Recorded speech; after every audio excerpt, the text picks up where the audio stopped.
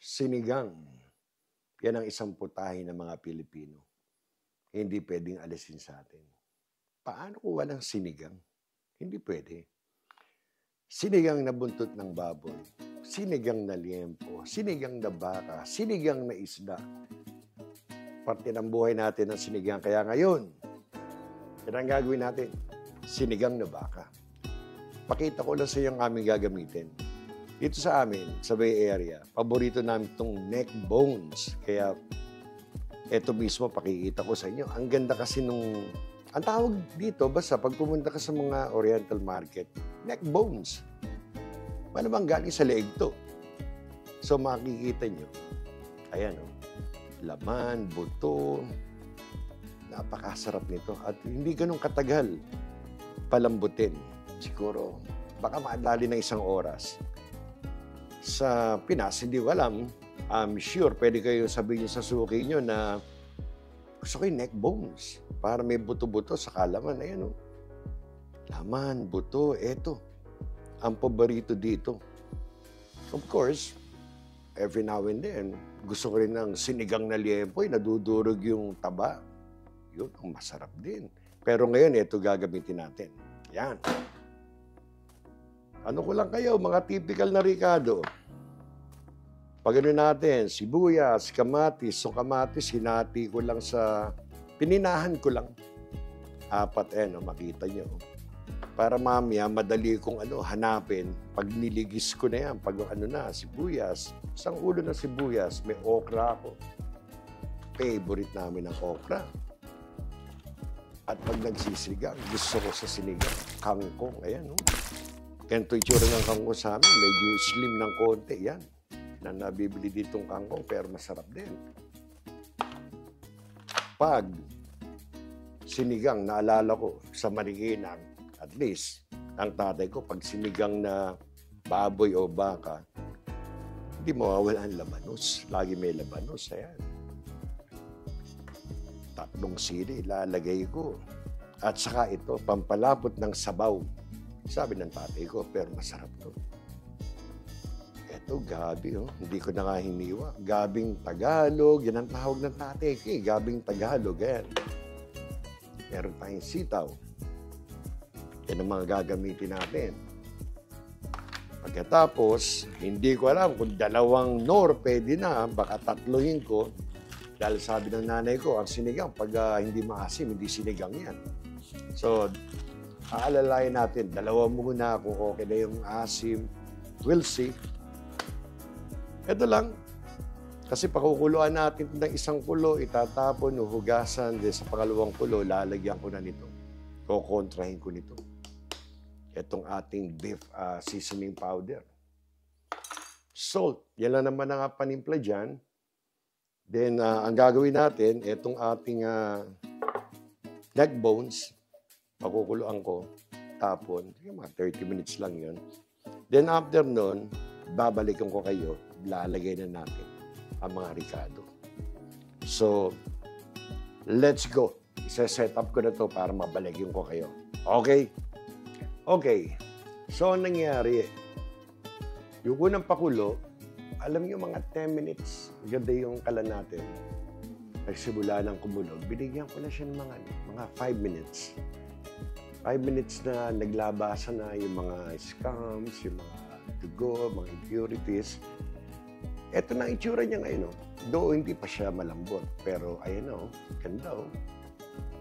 So nagpa-head start na agad ako ng tubig kasi ihuhulog na natin yan. Ito na. Itong aking kalan, aking kaldero, this is 10 quarts. So nilagyan ko ng kalahating tubig, medyo pinakulo ko na siya ng konti. Ito, magsisimula ng kumulo. Ihuhulog na natin itong itong ating mga neck bones. So, kalahati muna nilagay ko. Anytime naman, pwede magdagdag. Pero I know na medyo kasarapan yan or anytime, pwede naman tayong magdagdag. Alam niyo naman, pag sinigang, ganda o. Pagkahugas ninyo, 5 minutes. Kasi nakita ko, naglabasan na yung mga impurities. Sabi ko ba, kagandahan na yan. So, bali itong ating neck bones. I think this is about almost 6 pounds. So, naglalaro sa 3 kilos. So, yan. So, wala pa tayong nilalagay. Ito na. Sunod natin yung sibuyas. Medyo nilakihan ko para pag mamaya hinuli ko, liligisin ko to para makuha yung sustansya. Madaling uliin. Itong kamatis natin, ganyan lang. Pininahan ko lang para hindi sila magkahiwa-hiwalay. Siyempre, sasama ko na rin. Kaya, ito ang timing ko. By the time na lumalambot yung ating neck bones, nadudurog na ang aking sibuyas, kamatis, sama-sama na yan. Saka ako liligisin pa yan para yung pumatas ng gusto. Ito, siyempre, alam mo, ang sinigang sa tatay ko, hindi pwedeng walang labanos. Ang bango niya. Labanos. Lalo kinabukasan yung sinigang mo. Pagbukas yun ang takip. Amoy na amoy yung labanos. Magtitinginan kayo. Sasabihin, ikaw ba yun? Hindi Yan ang labanos. Yan ang kapangyarihan ng labanos. Lagyan natin dyan. Okay, ngayon, lagyan natin ng konting asin. Konti lang kasi pag nilagay natin yung ating pampaasim, yung ating mix, yan maalat din. Kaya konting-konti lang ang inilagay ko. Huwag lang hindi malagyan. Ito, dahil medyo nakawala yung ibang lasa ng baka, lagyan natin. Kahit 2 teaspoon lang. 2 teaspoon lang. Balik natin yung nawalang lasa. Ayun na, medyo haluin natin. Yung aking gabing, Tagalog na gabi, hindi ko muna ilalagay. Magkakadurog-durog. Pag yung pa-halfway na, doon rin natin ilalagay yung sili. For now, ito muna. Ayan. Pwede na rin natin ihalo ang ating sinigang mix. May konting-konting asin lang. Kumbaga, tansyado ko na kasi to. Dalawa muna ilalagay natin. Pag medyo bitin sa asim, may reserba ako. May pangatlo pa. Lagyan natin para sumama na. Tumalab sa laman. So, yan. So far, yan lang ang ating Medyo may pagka sinigang Tagalog Kaya may gabi na Tagalog. Yan ang nakalakayan ko. Yan ang tawag ng tatay ko. Bili ka ng gabing Tagalog. Okay. Medyo mix-mix lang natin. Ako, nung nakita ko yung lambot ng aking neck bones, I'm thinking, baka another 30 or 45 minutes, madadali natin to. So far, yan pala nilagay natin. Sa kanan natin ilalagay ang ating gabi halfway, sili halfway, then the rest ng mga ricado, mga gulay sa huli na yan. So ngayon, eto na, palambutan na yan. Siyempre, hindi ko kayo isasama. Baka mainip kayo. So, pagbalik ko, malambot na to, ready na natin ilagay yung mga iba pang Or maybe bumalik ako halfway para mailagay yung mga ibang ricado rin, like sili. Okay? Actually, mga 30 minutes. Sa tingin ko ang yung nagpapalambot na tayo. Eto, tignan natin. Ito ang itsura ngayon ng ating mga onion, sibuyas natin sa kamatis. Eto na. Ito magandang after 30 minutes kasi I'm thinking baka madali natin ng 45 minutes. So, ito nakagawian namin, nakikita ko sa nanay ko, nililigis niya yung kamatis, pati sampalok. Kasi nung araw talagang tunay na sampalok. Ako ang kumukuha ng sampalok Nanghihingi ako Kasama sa nililigis ng nanay ko yan sa ganito. Pati itong nakakagawian din namin yan. Pakikita ko sa inyo yan. Ayan. So, kukunin nyo lang yung mga na ano na, halos madurog-durog na yung ating mga sibuyas kamatis. Ayan, saka ano ay liligisin. Kasi noong araw, tunay na sampalok eh. Kaya kasama ng ano yan, sama-sama silang ano, dinudurog yan. Tapos pinapakatas ulit. Ayan. So, kukunin natin lahat ng katas niya. Then, babalikan ko kayo ulit para ready na. Testingin natin kung ang ating mga neck bones, yung meat ay malambot na. Pero ganito ang ginagawa ng nanay ko. Sama-sama sila, sibuyas, kamatis, sampalok, ayan. So pagbalik ko, ayun na. Testingin natin kung okay na, kung malambot na. Okay? So natanggal ko na yung mga ibang ano, niligis ko na, durog sila eh. Kaya naandito lahat ang katas niyan. Ayan. So ngayon, tinignan ko yung meat. Medyo nasa ano na tayo. Malapit nang lumambot. I'm thinking another 15 minutes to, ha? Ready na to. So, kaya, sa point na to, 15 minutes, ilalagay ko na itong ating Tagalog, gabing Tagalog, kasi hindi ko na iniwa kasi magkakrak-krak mamaya yan. Ako, sarap sa sabaw niyan. Kalapot, lumalapot yung sabaw na ating sinigang.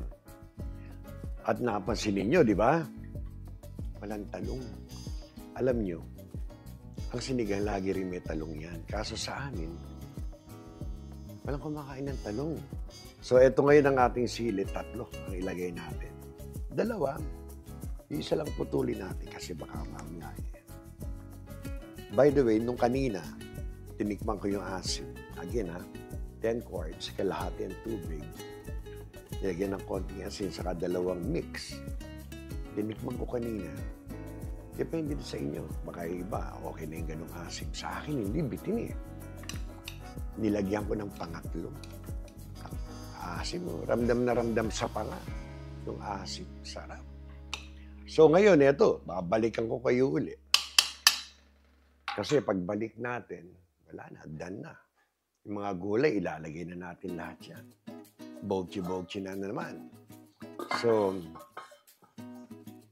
another 15 minutes, we'll see. Okay? So, it's about 15 minutes since na nilagay natin yung sili, yung gabi. Ito na. Ang bango. Naalalasahan ko sa amoy. Yung asim. Ito na. Titikman natin. Titignan natin ang tenderness ng ating gagamit tayo ng medyo tinidor kasi nandito tayo. Ito mo. Naku, tender na. Ayan na yun. Pwede na, oh. Ayan, oh. Humihiwalay na eh. Tikman natin. Tumutunog sa lalamunan. 3 sinigang mix ang nilagay ko. At 2 konting asin. Nakita nyo, saka 2 teaspoon ng ating beef powder. Sa akin, eksakto lang. Hindi siya maalat, hindi siya matabang. Kasi ayoko na sobrang alat naman. Dahil gusto kong ternohan ng patis na may sili, men. Ayan. Pero alam nyo, hindi ko ilalahat. Kasi bukas, lunch namin to. Kalahating sitaw.